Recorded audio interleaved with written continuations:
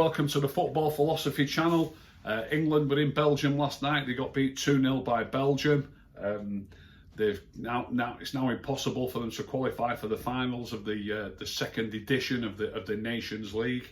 I've said a couple of times in this last week that a lot of the fans might not be taking the Nations League quite so seriously just yet, but the players and the staff and the management do, the FA do. It is a serious tournament. I'll be discussing who's got through so far, or who looks like getting through a little bit later on, it shows you how serious a tournament it is. So England won't be pleased that they're now going to finish third in a group where, when the group was drawn, they must surely have thought it was between England and Belgium. England are third, Iceland are bottom. Iceland can't catch England.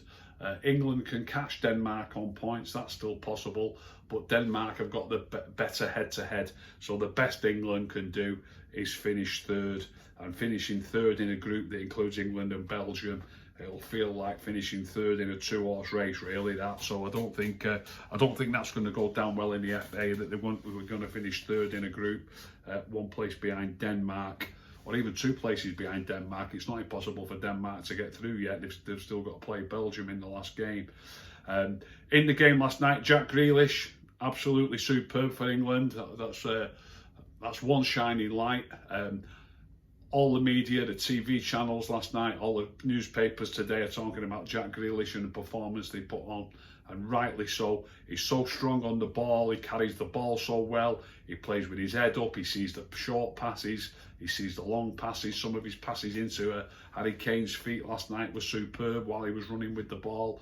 Little passes to the outside as he was running infield as well. He looks a real player.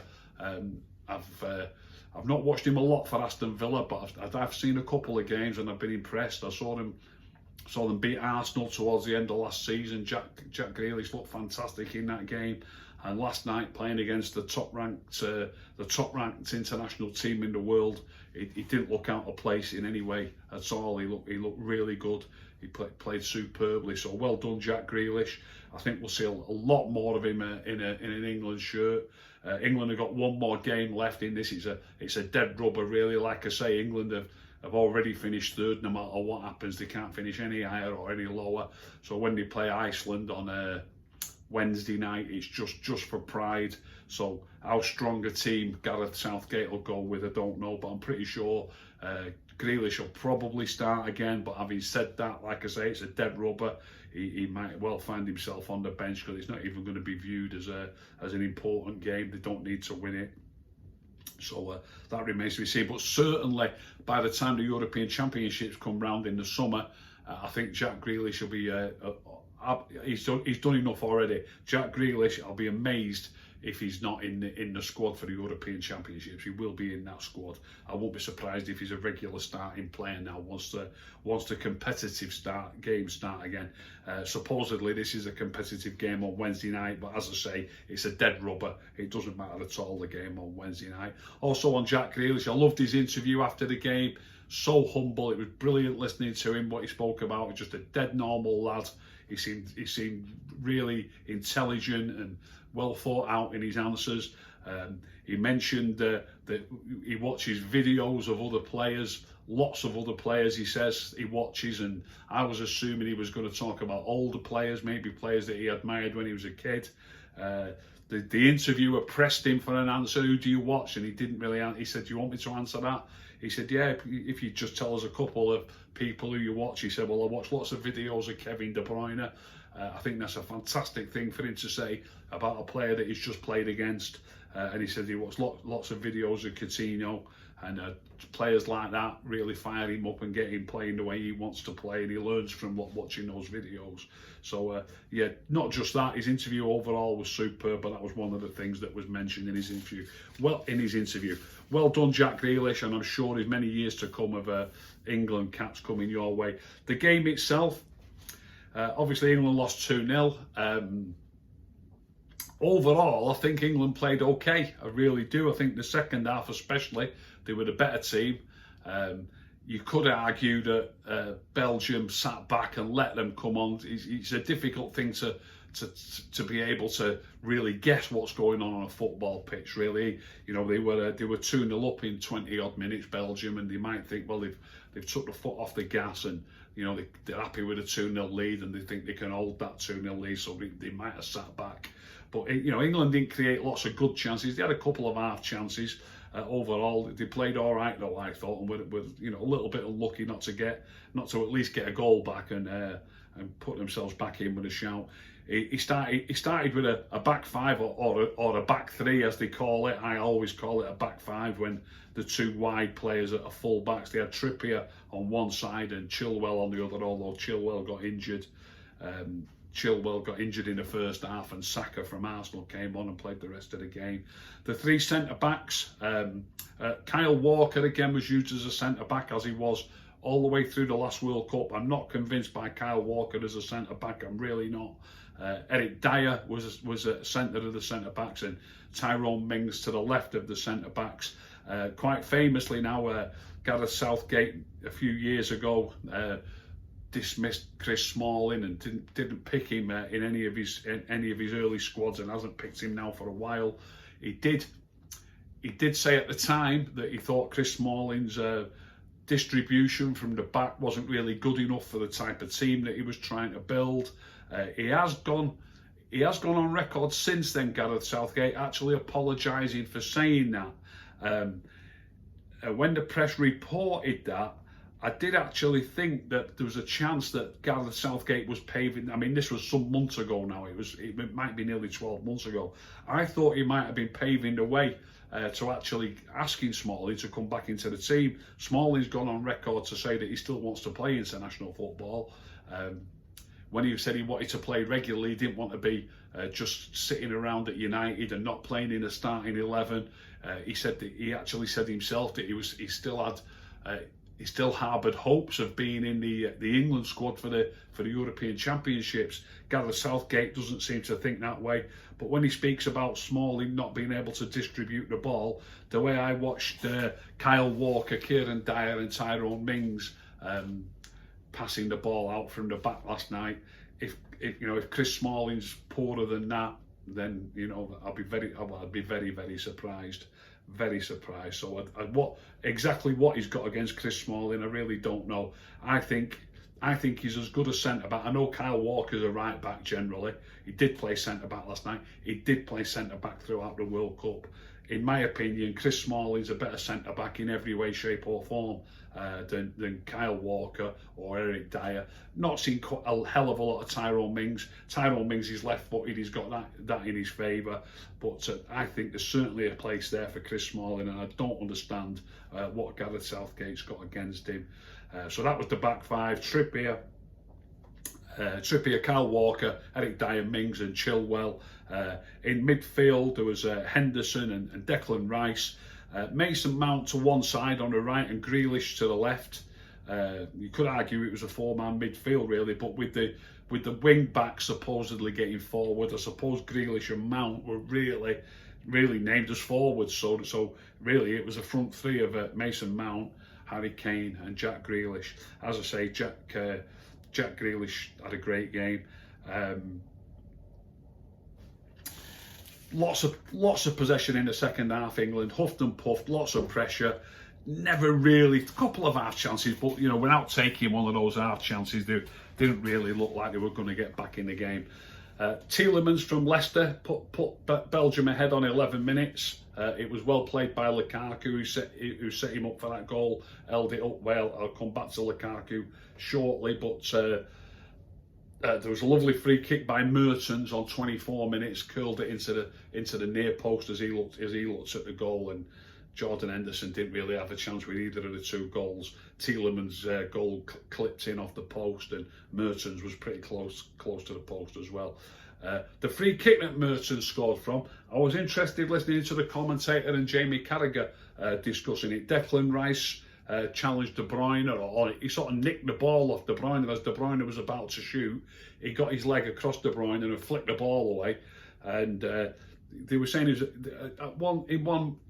one minute they were saying he was unlucky to have a free kick given against him, But then again, I think it was Jamie Carragher said, but once you do raise your boot, well, look, if the ball's a foot or 18 inches off the ground, you've got to raise your boot. You can't not. And obviously because it's that high, De Bruyne has got to raise his boot as well to get to that ball.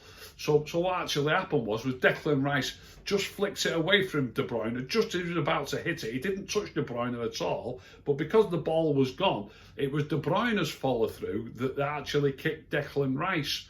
Now, how on earth that could be a free kick to Belgium is beyond me. He is allowed to kick the ball.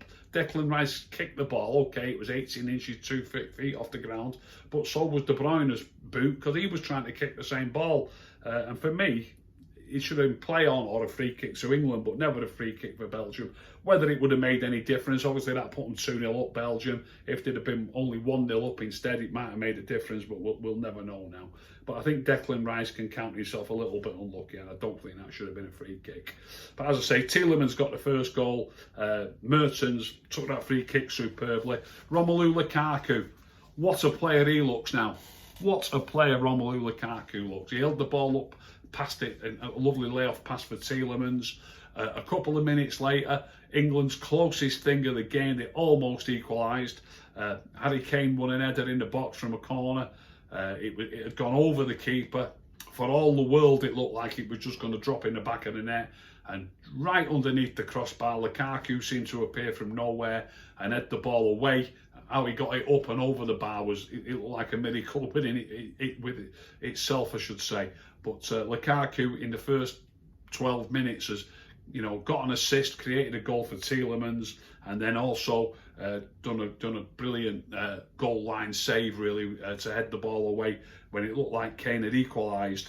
And then for the rest of the game, the strength of Romelu Lukaku, the way he held players off, his touch. A lot of United fans will be saying, what Lukaku's touch? If you watched that game last night, you cannot fail to have been impressed. 2 or 3 times just strong, holding players off, killing the ball, holding it a second, then finding a pass, sometimes turning and finding a pass to his right, sometimes turning, finding a pass to his left. There was a couple of layoffs where the ball came to him out of the air and he's holding somebody off at one of the England centre-backs and volleyed a pass to De Bruyne, straight to De Bruyne, which was absolutely superb. He did a similar thing in the box where he volleyed the pass to somebody that set them free. I think it might have been Mertens, set him free in the box. He cut it back to Lukaku and Lukaku got a shot in, went straight at the keeper, but it was a brilliant move and it was all set up by lovely hold-up play and a lovely layoff by Lukaku. Lukaku really, really is looking a player. Belgium are still not guaranteed to be through. Belgium have still got to play Denmark. As I say, England have finished third now. Whatever happens, they can't finish any higher or any lower. Although Belgium played Denmark on Wednesday. Belgium just need to avoid defeat to go through to the semi-finals next year.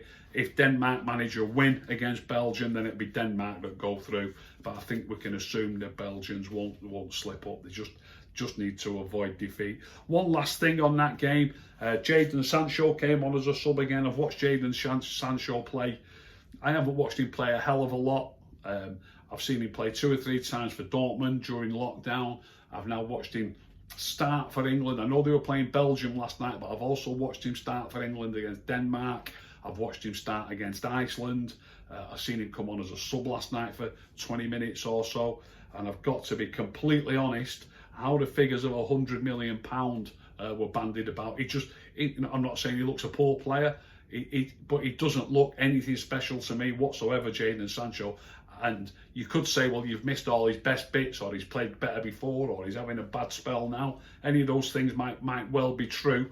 But how long am I going to have to wait to see Jadon Sancho and go, wow, he's well worth 100 million? I would expect a £100 million wide player to be something like Raheem Sterling, Sadio Mane, Leroy Sané, people like that. And from what I've seen of Jadon Sancho, he's nowhere near the level of those 3 players, and that's the sort of thing I'd expect to be buying for £100 million.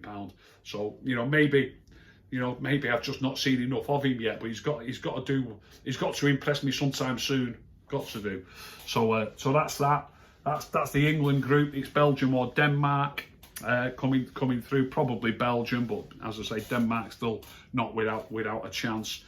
In Group 1 last night, Italy beat Poland 2-0, and Holland beat Bosnia and Herzegovina 3-1. Van der Beek was on the bench. He got the last 25 minutes. Wijnaldum of Liverpool scored twice, and Memphis Depay got the other goal for Holland. They are now, Holland are 8 points and Italy are on 9 points. A game each left. Holland play the bottom team of the group, which is, sorry, that's wrong. Holland played Poland. Holland played Poland in their last game. So that is a tough game. It's Italy who played Bosnia and Herzegovina, who are at the bottom of that group. Italy need to win that game to be absolutely certain. If they draw that game and Holland managed to beat Poland, Holland could still get through. But really, you've got to fancy Italy to get through from Group 1. So it's looking like Italy from Group 1, looking like Belgium from the England group, and France are already through. So it's lining up for a really, really tough semi-final lineup. There's obviously a big game coming up this week, Spain and Germany. So Spain or Germany will get through, whoever wins that game. Just a quick one on the Holland game last night. Really pleased to see Daley Blind play a full 90 minutes. I know he had another little scare a few weeks ago or a couple of months ago, and he played the full 90 minutes for Holland last night. So I was very, very pleased to see that. So with one game still to go, there's only France guaranteed to be in the semi-final, probably joined by Italy, probably joined by Belgium, and then either Spain or Germany from the game that's coming up this week. So really tough semi-finals coming up, and something to look forward to next year. That shows you, by the way, how serious this tournament, that, you know, the level of the teams that were in it last time. England and Holland and Portugal were all in the semis last time. This season it's looking like we've got Italy and Belgium along with France and either Spain or Germany. So that's that on the tier 1. In League B or tier 2 of the Nations League, in Group 2 of League B, Scotland played Slovakia, got beat 1-0. Scotland made 8 changes to the team that had such a wonderful result in Serbia during the week. A point would have been handy for them. It would have meant they could afford to draw the last game. Scotland are looking to get promotion. There's 4 groups in tier 2 and there's 4 groups in tier 1, and the top team gets automatically promoted. So if they got 1 point yesterday, a point would have done them in the last game against Israel. But now that they've lost that game yesterday, Scott McTominay was one of the 8 players rested, by the way. I think they might go full strength and try and win this game against Israel. I think it's on Wednesday night. So they need to beat Israel to be guaranteed promotion. A draw may do it, but at the same time, they would need a result in the other game to go their way. They'd need Slovakia to get something from the Czech Republic game. So really speaking, Scotland need to beat Israel to get promotion. In Group 4, Wales won, the Republic of Ireland 0. Dan James played a full game. I watched that game, and Dan James had a decent game as well. He put a lovely goal, a lovely ball across that led to the only goal of the game. He played okay, Dan James. I was quite pleased with him. And then in that group, Wales played Finland in their last game. Wales are also top of that group and looking for promotion. They could get promotion to the tier 1 for the next time this tournament starts. And to achieve that, they've got a game against Finland and they need to avoid defeat. So a draw will be adequate for Wales. They just need to avoid defeat in order to get promotion. That's against Finland this week. That's Wednesday as well. And similarly in that group, Ireland are second bottom and they play Bulgaria in their last game. That's a relegation battle. Ireland, the Republic of Ireland are above Bulgaria though, and just need a draw in order to stay in tier 2 rather than dropping into tier 3. In Group 1 of tier 2, Northern Ireland have got a fight on their hands. They conceded 2 fairly late goals. They were leading 1-0 in Austria. Austria equalised on 80 minutes and scored again. I think it was about 87, 88 minutes, and Northern Ireland got beat 2-1. it's a real tough ask now for Northern Ireland to stay up. They need to beat Romania, but they need Romania have still got 2 games to go, so they need to beat Romania and also hope that Romania don't get anything from their other game. So it's a tough ask for Northern Ireland. So that's a roundup of the home nations and the big games in the Nations League from last night. There's more games tomorrow, Tuesday. There's more games on Wednesday. Last little thing before I go. Well, it's not a little thing. I think it's a big thing. Anthony Martial, as I mentioned yesterday, that he played. I thought he played well. A lot of people thought he missed chances and didn't play so well. I thought he played really well for France against Portugal in the big game of the weekend where France beat Portugal 1-0. And I actually said on my show yesterday morning that I hope Didier Deschamps was impressed by him. I said I'm sure he will have been, and sure enough, he's been interviewed, Didier Deschamps, and he's particularly mentioned Anthony Martial and how impressed he was with him. He said how mature he is now. He didn't mention his hold-up play and link-up play. That wasn't mentioned in the article that I read, but I'm sure that's what he's talking about. Anthony Martial knows his way around the football field. He's a quality footballer, and I believe players that are playing with Anthony Martial play better than they do, or can play better. Obviously, there's some top players playing for France, but Anthony Martial helps players to play better. I'm sure that's what Didier Deschamps is seeing. I'm sure that's why he's mentioned him. He has said how well he's played.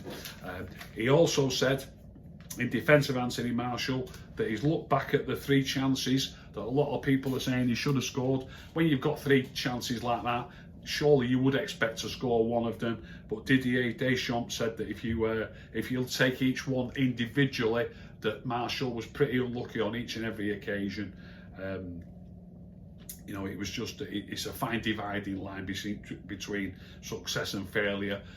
When the keeper's right on top of you and you're sliding in on one occasion, and on the other occasion the keeper's only a yard away from you. He hit the bar with an header where he was just leaning back a touch. A lot of people said he should definitely have scored it, but as I say, I wasn't convinced that any of those chances were bad misses. 2 good saves and an unlucky header against the bar, and Didier Deschamps had come out and said the same. And he said that he's really impressed with Anthony Martial and he's really pleased with him. So I'm dead chuffed for Anthony. I'm a massive fan of Anthony Martial. He's had a bit of a raw deal, I believe, at United under Jose Mourinho. I thought he was underused, and I think that cost him some starting berths and getting called up into the squad. Might have even cost him a place in the French World Cup squad just by not playing enough. Maybe Didier Deschamps just didn't even see enough of him to realise what a player he was. That's also a possibility. So I'm dead pleased for Anthony. Well said, Didier Deschamps. I hope you've enjoyed that short show today. If you did enjoy it, please tell all your friends. Please like and subscribe. And if you didn't enjoy it, don't tell anyone. Keep stum.